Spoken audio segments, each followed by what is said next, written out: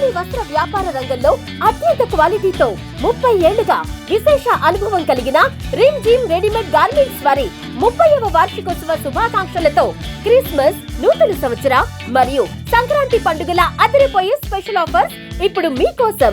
2 కొంటే 1 ఉచితం. Boys, gents మరియు లేడీస్ సెలక్షన్స్ లో కళ్ళు చెదిరే కలెక్షన్స్ మరియు ఆఫర్స్. త్వరపడండి, ఆఫర్ స్టాక్ ఉన్నంత వరకు మాత్రమే. Rim gym readymade garments, main road, Tenali. Cell number 9704260669. ప్రజా ఫార్మసీ అనే మందుల షాపు మన గౌరవ మంత్రివర్యులు నాదెండ్ల మనోహర్ గారి చేతుల మీదుగా ఓపెన్ అయిందండి. ఇదిగో ప్రతి సామాన్యుడికి అందుబాటు ధరలో నాణ్యమైన మందులు ఇచ్చేస్తున్నారండి. మరి ఆర్డర్ ప్రకారం ఎలాంటి మందులైనా తెప్పించేస్తున్నారండి. ప్రతిరోజు ఉదయం 7 గంటల నుండి రాత్రి 11:30 వరకు ఎప్పుడు తెరిచే ఉంచేస్తున్నారండి. ఇదిగో అల్లో గాంధీ చౌక్ లేదు, అక్కడ నెహ్రూ రోడ్ లోనండి. ఇదిగో మర్చిపోండి, చాలా తక్కువ రేట్లకే నాణ్యమైన మందులు ఇచ్చేస్తున్నారు. ఉంటారండి మరి. తెనాలి 3 టౌన్ పోలీస్ స్టేషన్ పరిధిలోని టీచర్స్ కాలనీ శివారు ప్రాంతంలో దారుణం జరిగింది. నందులపేటకు చెందిన షేక్ ఫయాజ్ అహ్మద్ అనే 52 ఏళ్ల వ్యక్తి దారుణంగా హత్యకు గురయ్యాడు. గుర్తు తెలియని దుండగులు అతన్ని కర్రలు, బండరాలతో కొట్టి హతమార్చిన పరిస్థితి ఉంది. ఇక్కడ ఘటనా స్థలంలో ప్రస్తుతం మనం ఉన్నాం. ఇక్కడ ఘటనా స్థలానికి సంబంధించి గత రాత్రి అంటే శుక్రవారం రాత్రి 11 గంటల సమయంలో ఈ దారుణ హత్య జరిగినట్టు కూడా చెప్తా ఉన్నారు. ఈ ఘటనా స్థలానికి డిఎస్పీ జనార్దన్ రావు, అట్లాగే 3 town CI Sambasivarao, SI Karimulla, police సిబ్బంది అందరూ కూడా ఇక్కడికి చేరుకుని విచారణ అయితే చేస్తా ఉన్నారు. అసలు పోలీసులు ఏమి ఎంక్వైరీ చేస్తా ఉన్నారు, ఈ దారుణమైన హత్య ఏ విధంగా జరిగింది అనేది కూడా ఒకసారి చూద్దాం.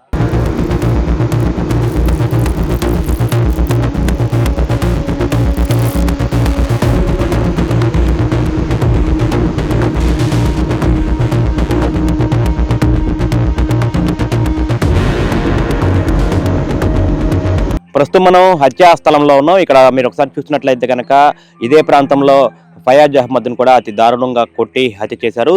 కొద్దిసేపటి క్రితమే 3 టౌన్ పోలీసులు, డిఎస్పీ జనార్దన్ రావు, అట్లాగే సిఐ సాంబశివరావు సిబ్బంది కూడా ఇక్కడ పరిశీలించారు. మొత్తం సంఘటనా స్థలాల్లో క్షుణ్ణంగా పరిశీలన చేసి ఇక్కడ కొన్ని ఆధారాలను అయితే గుర్తించినట్టుగా కూడా తెలుస్తా ఉంది. మొత్తంగా ఈ ప్రాంతంలోనే మీరు ఈ దృశ్యాల్లో చూడవచ్చు. ఈ ప్రాంతంలోనే హత్య జరిగినట్లుగా కూడా చెప్తా ఉన్నారు. ఇటు నుంచి ఏదైతే ఫయాజ్ అహ్మద్, నందులపేటకు చెందిన షేక్ ఫయాజ్ అహ్మద్ 52 సంవత్సరాల వ్యక్తి, అతను కొంతకాలంగా టిట్కో హౌసెస్లో ఉంటున్నట్టుగా కూడా చెప్తా ఉన్నారు. ఏసీ మెకానిక్, టెలిఫోన్ ఎక్స్చేంజ్ సమీపంలో ఏసీ మెకానిక్ షాప్లో అతను షాప్ నిర్వహిస్తూ ఉన్నట్టుగా కూడా ఏసీ మెకానిక్గా పనిచేస్తున్నట్టు చెప్తా ఉన్నారు.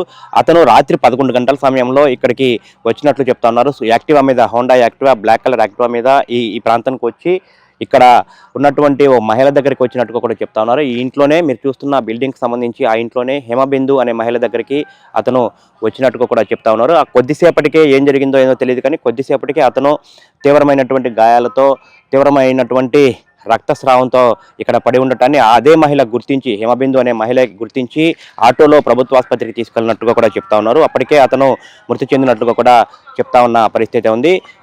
మొత్తంగా చూసుకుంటే కనుక ఇక్కడికి ఎందుకు వచ్చాడు ఫయాజ్ అహ్మద్, ఇక్కడికి ఎందుకు వచ్చాడు, రాత్రి 11 గంటల సమయంలో ఇక్కడికి వచ్చిన తర్వాత ఏం జరిగింది, ఎవరు అతన్ని కొట్టారు అనేది కూడా పోలీసులు విస్తృతంగా అయితే దర్యాప్తు చేస్తున్నారు.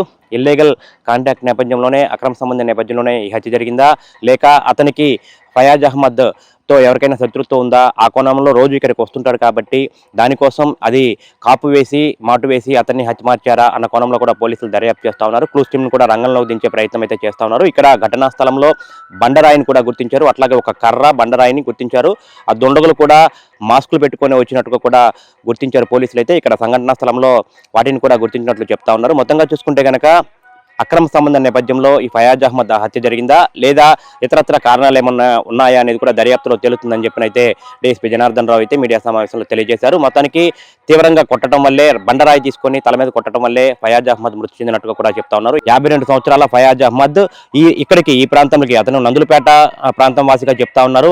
అక్కడి నుంచి కొంతకాలంగా టిట్కో గృహాల్లో ఉంటున్నట్టుగా చెప్తా ఉన్నారు. రాత్రి 11 గంటల సమయంలో ఇక్కడికి వచ్చిన తర్వాత అతన్ని కాపు కాసి హతమార్చినట్టు కూడా చెప్తా ఉన్నారు. గత రాత్రి అంటే శుక్రవారం రాత్రి 11 గంటల సమయంలో అతన్ని హతమార్చినట్టుగా కూడా చెప్తా ఉన్నారు.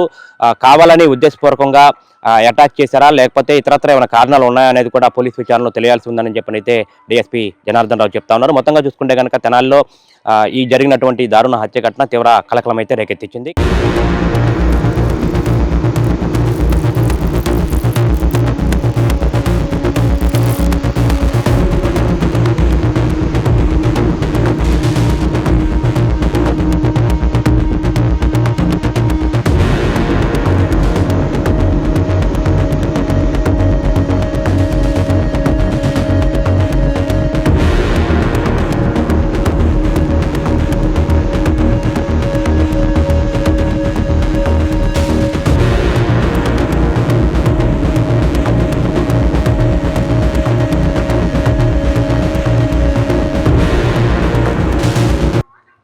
టౌన్ పోలీస్ స్టేషన్ పరిధిలో అవుట్స్కట్స్లో ఈ లెక్చరర్స్ కాలనీ ఉంది. ఈ ఎడ్లలింగయ్య కాలనీకి రైల్వే ట్రాక్ మధ్యలో ఇది కొత్తగా రీసెంట్గా డెవలప్ అవుతున్న ఏరియా. ఇక్కడ హిమబిందు అనే ఆవిడ లాస్ట్ 10 years బట్టి ఇల్లు కట్టుకొని ఉంటున్నారు. ఈ చనిపోయిన ఫయాజ్ అనే అతను రాత్రి ఇంటికి వచ్చాడు. అతను ఏసీ మెకానిక్గా పనిచేస్తాడని చెబుతున్నారు. రాత్రి అరౌండ్ 10 o'clockకి ఇక్కడ గొడవ జరిగింది. గొడవ జరిగిన తర్వాత 12కి అరౌండ్ అమ్మాయి ఆటోలో ఈ చనిపోయిన అతన్ని తీసుకుని గవర్నమెంట్ హాస్పిటల్కి వచ్చి ఎవరో గుర్తు తెలియని వ్యక్తులు మా ఇంటికి వస్తే దారిలో చీకట్లో కొట్టారని చెప్పింది. దాని మీద మేము ఇన్వెస్టిగేషన్ టేకప్ చేసి ఈరోజు దర్యాప్తు ప్రారంభించాం. రీజన్స్ ఏంటనేది విచారణలో ఉన్నాం. ఫర్దర్గా ఇవన్నీ ఫైండ్ అవుట్ అవుతాయి. అక్కడ ఒక చిన్న కర్రతోనూ ఉన్న సిమెంట్ రాయితో కొట్టినట్టుగా బ్లడ్ స్టెయిన్స్ ఉన్నాయి. క్లూస్ టీము, డాగ్ స్క్వాడ్ అన్నీ వస్తున్నాయి. వచ్చాక మనకి వాళ్ళ మోటివ్ ఆఫ్ ది అఫెన్స్ ఏంటంటే మనం వెరిఫై చేస్తే కానీ తెలియదు ఎవరు ఏంటని.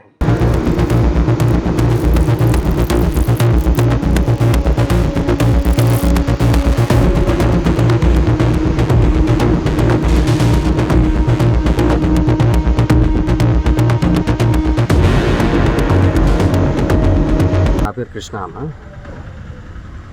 11:30, 11:40 ఆ టైంకి ఫోన్ వచ్చింది. ఆమె ఎవరైందంటే మా మేస్త్రికి రిలేటివ్స్ కాబట్టి, రిలేటివ్స్ కానీ లేకపోతే ఉంచుకుందాం కానీ ఏదన్నా కానీ ఆమె నుంచి ఫోన్ వచ్చింది. ఏందబ్బా ఈ టైంకి ఫోన్ వచ్చింది ఏందా అని చెప్పి చూస్తే ఫోన్ ఎత్తి ఇక అయ్యా కృష్ణ మేస్త్రిని ఎవరు కొట్టి పడేసేసారు, నువ్వు అర్జెంటుగా రాయ్యా, కాలు చేతులు ఏమో ఆడట్లేదు, నువ్వు అర్జెంటుగా రాయ్యా అని చెప్పి అంటే ఇక టక్కున నాకు ఏం చేయాలో తెలియక మా ఫ్రెండ్ సాయికి ఫోన్ చేశాను నేను. మేమిద్దరం ఇక కడారం నుంచి ఆ రోడ్లో నుంచి ఎడ్లింగ కాలనీ గేట్లో నుంచి లోపలికి వచ్చి ఇద్దరం బండి వేసుకొని వచ్చాము. బండి ఆపాము. అప్పటికి ఇక రోడ్డు మీద ఆటో అతను కుర్రోడు, ఆటో పక్కన లేడీ వాళ్ళ అబ్బాయి, ఇంకో అతను పొట్టిగాను లావుగా ఉంటాడు, జుట్టు వేసుకుని ఉంటాడు. వాళ్ళు రోడ్డు మీద ఉన్నారు. ఇక సరే కదా అని చెప్పి ఏందమ్మా అని చెప్పి అన్నాను. ఆడి నుంచి అయ్యా మేసింగ్ కొట్టి ఆడ పడేసేసారు అయ్యా అని చెప్పి అందామా. ఇక సరే కదా అని చెప్పి ఇక లోపలికి వెళ్ళాం. వెళ్ళేపాటికి బాగా కొట్టేసేసి ఉన్నారు, మూల పడేసేసేసి ఉన్నారు. ఇక తీరా చూస్తే అన్న అని చెప్పి కేకేసా. ఈ కేకేసి ఉలుకు లేదు పలుకు లేదు. ఇక నేను మా ఫ్రెండ్ ఇద్దరం వెళ్ళేది కాలు చేతులు ఎత్తి అప్పటికి బరువు మోయలేకపోతున్నాం. అన్న అని చెప్పి కేకేసి ఇక అన్నని కూడా తీసుకొచ్చేసేసి ఆటోలో కూర్చోబెట్టి ఆటోల నుంచి హాస్పిటల్కి తీసుకొచ్చేసి అడ్మిట్ చేసాం. నాకు ఇక అనుమానం అనేది ఏం లేదు. ఇక అక్కడ జరిగింది అది విషయం, ఇంటి దగ్గరే అనమాట. అది బండి అయితే కనుక ఆడే ఉంది. బండి కానీ లేకపోతే ఇక కర్రలు బాధేసి కొట్టేసేసి ఉన్నారు. ఇక మొత్తం ఆడే ఉన్నాయి. ఇక పోలీసులు కూడా వచ్చి ఉన్నారు సార్ వాళ్ళు.